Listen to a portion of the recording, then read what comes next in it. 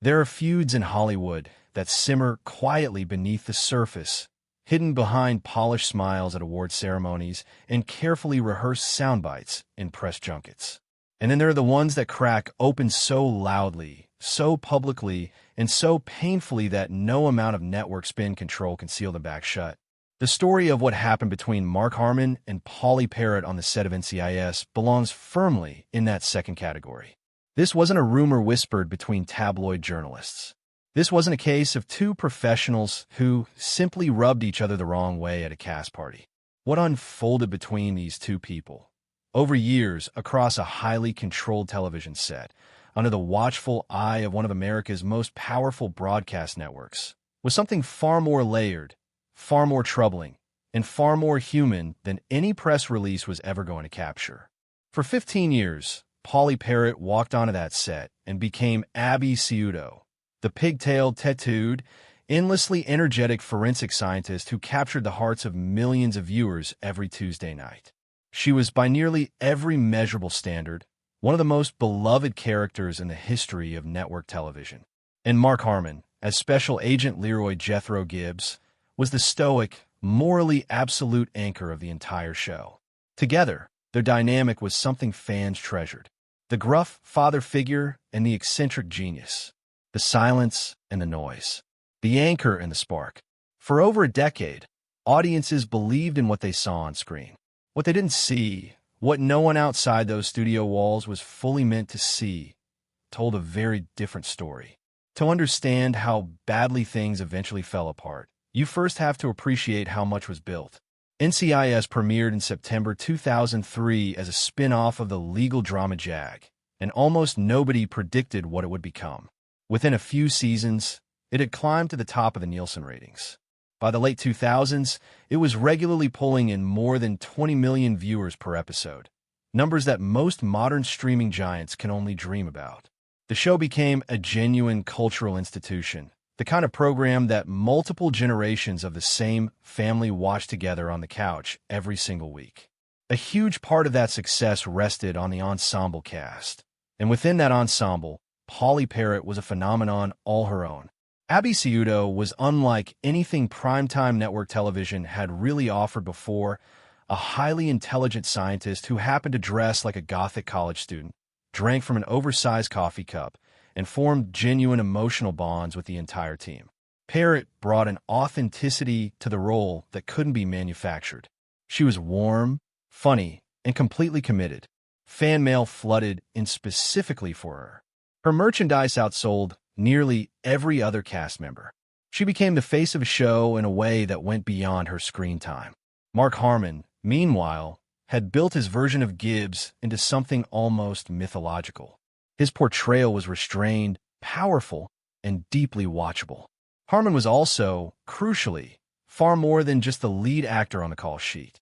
He had become an executive producer on the series, which meant he held real institutional power, the kind that determined schedules, influenced casting conversations, and shaped the overall direction of the show. His dual role as both the on-screen patriarch and an off-screen authority figure meant that challenging him, for any cast or crew member, was never a simple or consequence-free proposition. For years, from all public accounts, Harmon and Parrott maintained at least a functional working relationship. They shared scenes. They performed well together. The chemistry between Gibbs and Abby was consistent enough to feel real. Whatever private friction may have existed between them during those early seasons, it was managed, contained, or simply buried under the demands of production. The incident that ultimately detonated years of underlying tension was, on the surface, something almost banal. In 2016, Mark Harmon brought his dog to the set of NCIS, something he had reportedly done on prior occasions. On this particular occasion, the dog bit a crew member. The injury was not minor. The crew member required 15 stitches. It was a serious, painful, and entirely preventable workplace injury. What happened next said everything about the power structure inside that production. Despite the severity of the bite, despite the injury to a crew member who was simply trying to do their job, Harmon continued bringing the dog to set. According to multiple accounts from people close to the production, Many of those on set were deeply uncomfortable with this. A dog that had already seriously injured someone was still being brought into a professional environment where dozens of people worked. But the power dynamics at play made it extraordinarily difficult for anyone to say so. When you're a below-the-line crew member, or even a supporting cast member, and the person whose dog bit someone is both the star and an executive producer, you calculate your risks very carefully before you speak up. Polly Parrott, by all accounts, did not stay silent.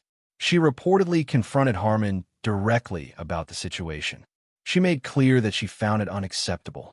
And whether that confrontation was the sole cause of what followed, or whether it simply accelerated existing tensions that had been building for years, the outcome was dramatic. The working relationship between Harmon and Parrott deteriorated to the point where the production team had to implement something almost unheard of for two lead characters on a long-running network drama. They were scheduled on entirely separate filming days. Think about the logistical reality of that decision for a moment.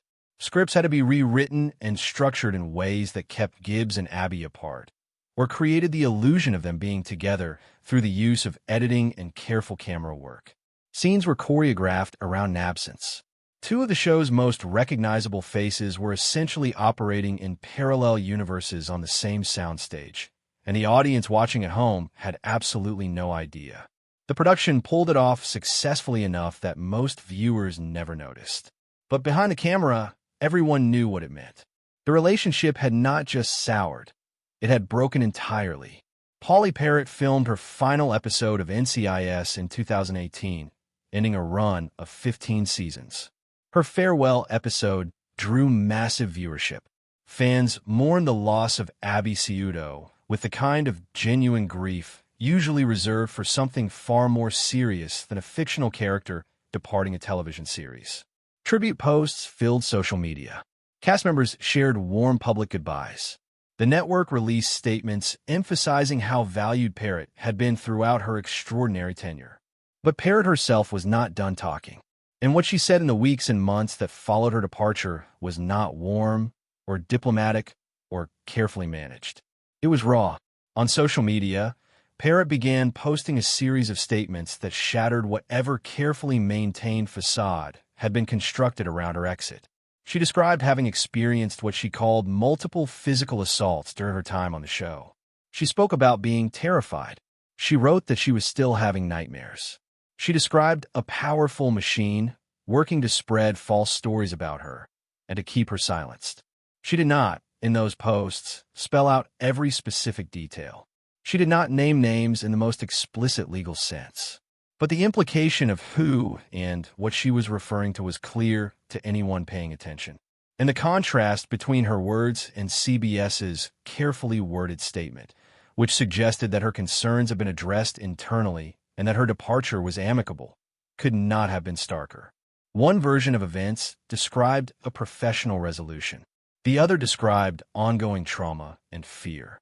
What made Parrott's statements particularly striking was not just their content, but their emotional register. This was not a person performing outrage for publicity purposes. She had already left the show. She had nothing to gain commercially from these revelations. She was describing what sounded, in her own words, like genuine psychological damage. The kind that doesn't disappear when the filming schedule ends or when the network releases a press statement. She was describing a job that had hurt her in ways that were still very much present in her daily life. 4 years after Parrott's departure and her subsequent social media statements, Mark Harmon said nothing publicly about any of it. Not a word about the dog incident. Not a word about the separate filming schedules. Not a word about Parrott's claims of physical assaults or her expressions of terror. In an era when virtually every public figure responds to controversy within a news cycle, Harmon's sustained silence was itself a kind of statement, though what exactly it communicated depended entirely on who was interpreting it. His supporters argued that staying quiet was the dignified choice, that responding to allegations through social media or tabloid interviews would only escalate a situation better left to fade, that a man of Harmon's generation and professional standing didn't owe anyone a public accounting conducted through press releases. There was something to that argument, at least structurally, Public feuds conducted through competing statements rarely resolve anything and often cause more damage to everyone involved. But Parrott supporters pointed out something equally valid. When someone publicly describes having been assaulted, describes living in fear, describes nightmares and trauma directly connected to a specific workplace and, implicitly, a specific person, silence from that person is not neutral. It does not read as dignity. It reads as a choice not to acknowledge someone else's pain. And for the many viewers who had watched both of these people on their screens for over a decade and felt genuine affection for both of them, that silence was deeply uncomfortable. Harmon's executive producer role also added a layer of complexity to his silence. He wasn't merely a